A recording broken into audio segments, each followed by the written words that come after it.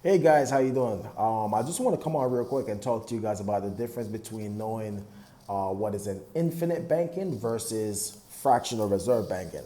So many of us were taught about fractional reserve banking, or maybe you didn't know that you're taking part in fractional reserve banking. Now, fractional reserve banking is when you take your money and you deposit in the bank. Now, did you know when you put your money in the bank is obligated to loan out 90% of your money or invest 90% of your money and only hold about 10% of your money on the books. That's what fractional reserve banking is. On top of that, the banks only give you what's known as simple interest. Simple interest means that they only give you credit on the principal, not the interest plus the principal. That's what compound interest is. So the bank is fractional reserve banking. The partnership that you have with the bank is called fractional reserve banking. And every depositor that has an account in a bank is only insured for $250,000, which is the FDIC insurance. So if you have $1 million in the bank, I don't think that's a great idea. That's not smart banking. Now, infinite banking is what the banks have been doing for years. If you don't believe me, you can go to this website. It's called usbankslocations.com. It is called usbanklocations.com. And once you go there, you're going to go on the section where it says tools.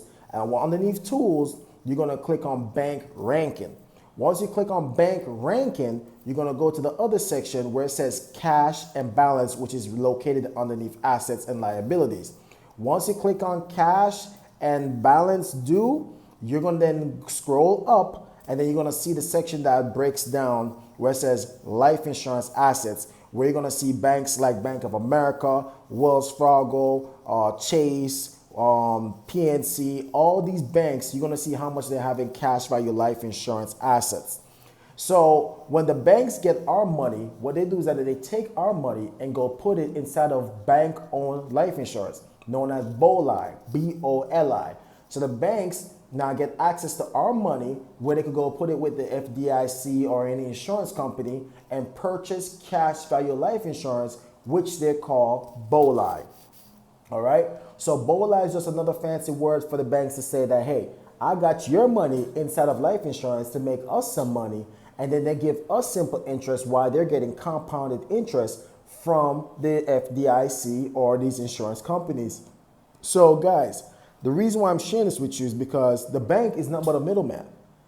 You could cut out the middleman and you could go work directly with the insurance companies and put your money where the bank is putting your money already.